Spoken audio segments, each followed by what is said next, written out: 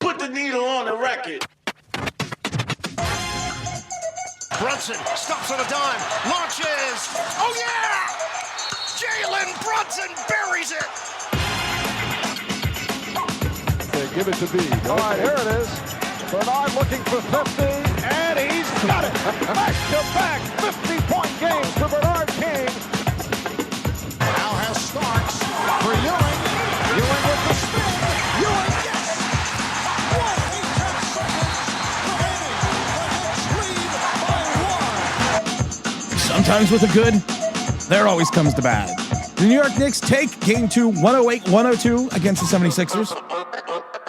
Of course, we're going to have to worry about the status of Game 3 for that venerable OG Anunoby. We're going to talk about that. We're going to talk about, again, this Knicks 108-102 win at MSG.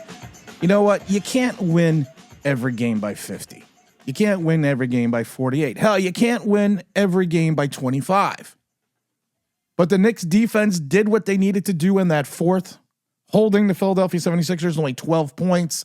I mean, it was one of those, it was NBA playoffs. That's what this reminded me of. The other games reminded me of the Knicks were, yes, of course they were NBA playoff games, but it was almost like a track event that the Knicks were so unstoppable. The Knicks had a good game. They had a good game defensively. The Sixers just had a good game as well. It was the early shooting of Paul George and Tyrese Maxey, which kept this game close and gave the Sixers a 1-point lead going into halftime. But again, this is playoff basketball.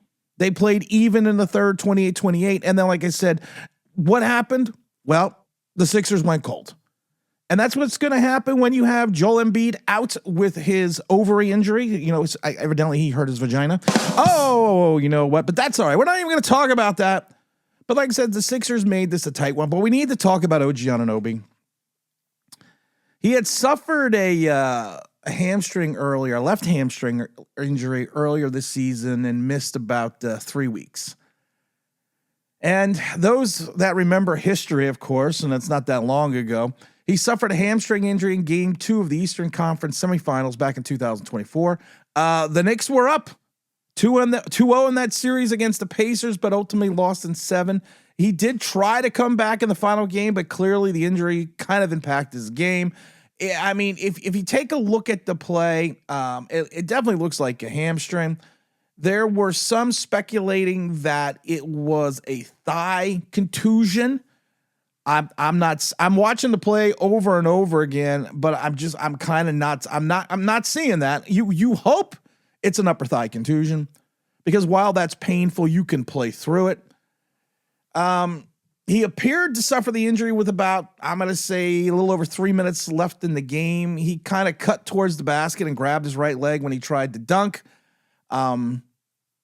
He was subbed out moments later. It wasn't that long before he was out of the game. So we're going to have to keep our fingers crossed. We're going to have to see what we can do. I mean, if he's out, you know, it's got to be, like we've always talked about this on all of our other channels, on the Knicks channels, on the Giants channels. It's got to be next man up.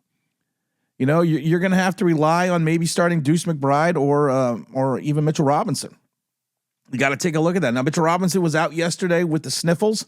He was not a factor. We didn't need Mitchie the Kid because of the loss of Joel Embiid.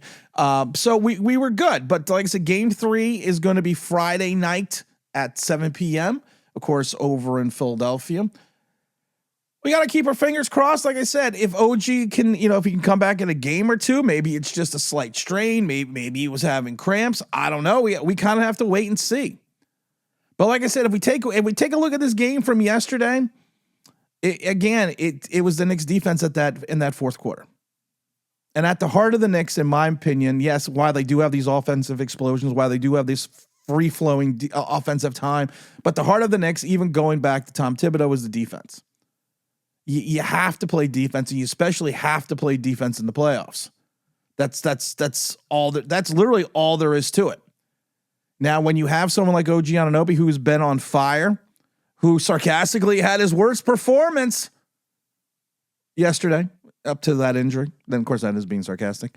It's just one of those things. Like I said, it's going to have to be next man up. You're going to have to play defense. It's going to have to be the heart of the defense. And like I said, the 76ers came in shooting hot. They came in shooting on fire, but the Knicks owned the paint for most of the game, and it was Philly's three-pointers. When they stopped falling, that's when everything shifted. And that's what we're going to have to do. We're going to, I'm personally thinking, I love it because you can listen to the Philadelphia sports radio, you listen to their podcasters. It was fatigue that downed the mighty 76ers. It wasn't the fact that the Knicks just played stifling defense in that fourth quarter. It wasn't the fact that the Knicks are maybe a better team. It was fatigue. Listen, you got to take what you got to take, but this is also a team that pushed Boston to 7-1. So after being down 3-1. So, as the Knicks, I just want to close this series out. I just want to finish this shit. I just want to get it done and get it over with. Now, the health for Joel Embiid, again, is going to be in question for going into Game 3. But right now, the most important game of the season is going to be this Game 3 for Philly because this is life or death. Not really life or death. This is do or die. Again, not really do or die either, but you have to win. If you're Philly, you can't go down 3-0. Because my opinion, if you go down 3-0, you're never going to escape MSG for Game 5. Even though I have tickets in Philly for Game 6. I'm just saying that. The thing is this with the Knicks, and I'm going to say this before, when you have these athletic guards, they always worry me with the Knicks. And I don't even know why, because we have the wing defenders. But Tyrese and Maxey always worries me. It's one of those things, it's just when you look at these guys and you say, okay, these guys are young, they're athletic, they can do so many things.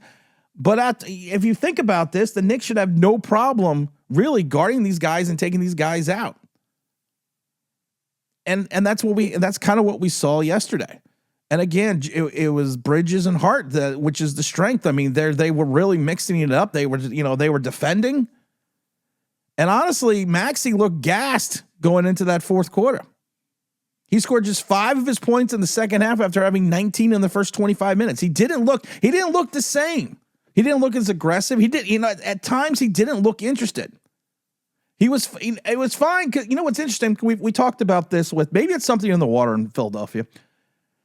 Because you talk about when Ben Simmons in Philly used to pass up shots, passed up a layup to kick it out to the outside, passed up a short 2 because, he didn't want to choke. Maxey at times yesterday looked like he was fine just making the pass instead of taking the shot. And honestly, his teammates, when you're making the pass, his teammates didn't really help him out that much. So, I mean, it's one of those things that we have to take a look at. We got to just, like I said, we just have to play the same rotational defense that we have been playing. We got to keep bringing in our guys. We got to make sure that when we see someone getting hot on the Sixers, if whomever it is, if it's Paul George. I mean, Paul George was on fire in the first quarter. But if it's Paul George or Tyrese Maxey, we need to rotate. We need to shift. And like I said, OG Anunoby, 37 minutes, 24 points. These are some things. These are points that we're going to have to replace. And I think we have the bench depth to do it. I wouldn't want to be without OG for an extended period of time. But you also have Karl Anthony Towns, who played his. All Karl Anthony Towns does now is, for all the shit that he's taken all season long, for all the backlash he gets, all he does is, like I said, he's just a double-double guy. 27 minutes, 20 rebounds. 20 points, 10 rebounds, 7 assists, only 3 turnovers. Again, a +6. Josh Hart, while his stat line may not look, endearing to some with his only 5 points, but again, he played 44 minutes, 7 rebounds, 6 assists. He's 3 steals. He was that defensive guy. He was that defensive stalwart. And like I said, the one thing we're going to miss about OG Anunoby was his 4 steals as well. But you have guys on the bench that we can rotate in. You're probably going to see more of Jose Alvarado coming in.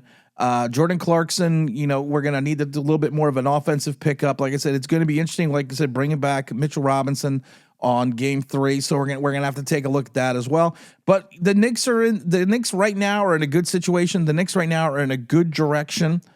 We have Game 4 on Sunday in Philadelphia. And that's going to be a 3:30 start. Game 5 is back in New York on Tuesday. The time is to be determined. Then Game 6 if needed. And I'm hoping we just take it in game. I've already said I hope we take it in 4. I want the sweep because I need an OG rest. But if we take a look at Game 6 would be on the, let's see here, Game 6 would be on May 14th, and Game 7 will be back at MSG on Sunday, the 17th. I don't know, guys. I'm fine. I'm like I said, I'm leery with the OG. Have I hit panic mode yet? No, because the Knicks are probably not going to give us any full details and information for, probably till later today, if not going into tomorrow. Could it be a thigh contusion? I don't think so. I think that's just wishful thinking by a lot of people on X. But like I said, with the 108-102 win, going up 2-0, going into Philly, Knicks have played well at times in very hostile environments. They've put up big numbers. And like I said, if they stay together as a team, and I think they will, because I think you have a nice catalyst. I think you have a nice core. And we've been saying that for a while. But if they stay together as a team, if everyone plays their role, hell, Ariel Hakaporti came in for 7 minutes. I love Ariel Hakaporti. I really do. I want to get an Ariel Hakaporti number 55. I'm an old Knick fan. I've said this before millions of times. He reminds me of Ken the Animal Bannister. Ken the Animal Bannister's only job was to go in there and kind of be what his nickname was. Be that beast. Go in there and take the foul. Go in and foul somebody hard. Reminds me of early 80s, even Pat Riley, Knick basketball. So we'll be fine. Don't panic. Don't hit the ejection seat. We're all good. We're 2-0. Let the OG Anunoby hopefully just get a game rest. This is Tim. This is New York Knicks Unleashed. And I'm out of here.